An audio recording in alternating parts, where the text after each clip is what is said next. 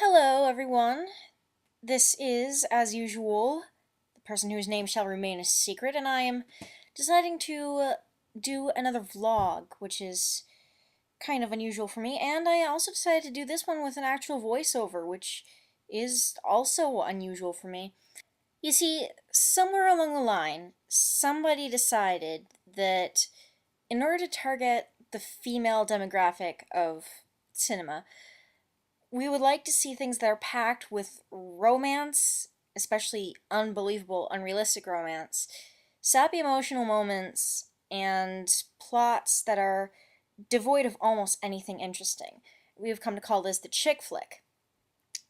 Now, I've seen way more of these than I'd like to. Some of them are just fun for mindless entertainment, and some of them are absolutely painful. And I'm sure you are thinking of a few right now. I am here to actually talk about 10 that I found not only tolerable, but enjoyable and would actually say are among some of my favorite movies, even though my general taste is not in chick flicks. So, this is my list of the top 10 tolerable and enjoyable chick flicks that I've seen. Now, starting with number 10 is probably the most offensive on the list. I'm not saying that there's actually anything offensive culturally about it. I'm just saying that if you want to be a disgrace to cinemaphiles, liking this movie is right up there with liking James Cameron's Avatar, for instance.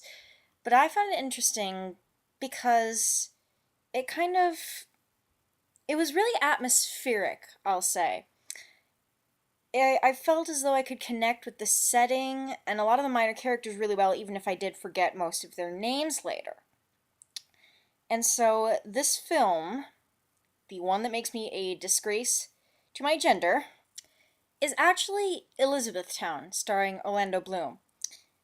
It's kind of your typical depressed boy meets manic pixie dream girl story where the female love interest turns his life around and makes him a happier person.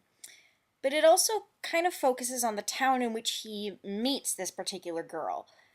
And that, I think, is where this film really managed to grab me. Is that not only was there the male emotional drama and the female romantic chase, but the whole film centers on Orlando Bloom's character's journey to this small town where not much goes on, and he runs into all sorts of crazy characters and events that, including one really hilarious scene involving Leonard Skinner's Freebird, that really, I guess, gave me a reason for caring about this story. That it goes outside just the two people and their emotional trauma. That there's some extra background. And I also have to say that the love story, while pretty unrealistic, isn't that bad either.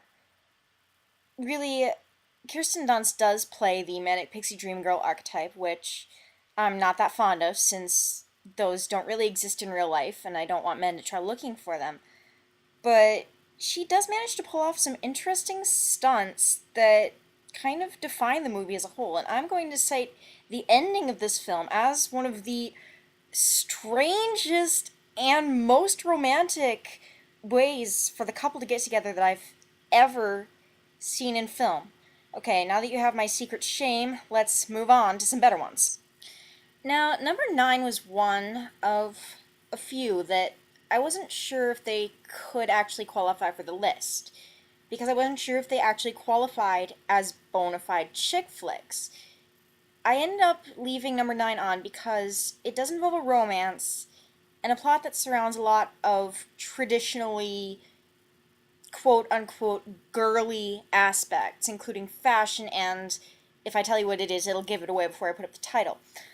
But it's also kind of an action thriller, which made me doubt at first whether it even belonged here. Miss Congeniality, starring Sandra Bullock. Yes, it is technically also an action thriller and mostly a comedy, but I was assured that it could be counted as a chick flick because of, well, the element that I neglected to mention earlier. It's basically about a beauty pageant and how Bullock's character, who is a secret agent, must infiltrate said pageant and get into the secret life of the sissy girly girl in order to figure out how to save the pageant from imminent destruction because there was a terrorist threat that it'll give away the plot of the movie if you're ever going to watch it. And actually, when she ends up making honest to goodness friends with the other women, it doesn't detract from the story. It's sappy, but it's still entertaining to watch. You really feel like there's an honest bond between Bullock's character and the other women, as well as between Bullock and the other agents. And the primary love interest is actually a man who works with her on the mission, which is much more interesting than if she had fallen for somebody who was like pageant staff while undercover. It basically pulls a lot of different elements together into a story that's both emotionally gripping and pumps your adrenaline. And like I say, it's also a comedy. It's very funny. There are a lot of riffs made on the girly girl archetype and almost an overall message that both being a tomboy and a girly girl can be okay. I'm starting to wonder if I should script these voiceover vlogs. I feel like I'm just talking out of nowhere and it's not really gelling together. I was never really that good at improv. Anyway, my number 8 pick is one that I discovered recently. Chocolat, starring Juliette Binoche, and not really starring, but featuring Johnny Depp, and that's important. Chocolat is a story of a woman who enters a very conservative religious French town and starts to open up a chocolate shop in Lent, which is the first in a series of nonconformist liberal decisions that causes the town to slowly first turn against her and then turn back towards her. And it's kind of like Elizabethtown, uh, in that it creates an atmosphere filled with kooky characters and situations, but this time ones you'll probably actually remember the names of once the film is over. And it runs through several different subplots and how Binoche's character interacts with each one.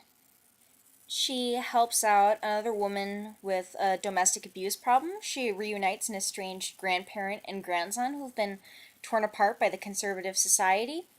And she even has trouble with raising her own daughter, trying to strike that balance between being a free spirit and a maternal figure, which is very interesting of a subplot to watch.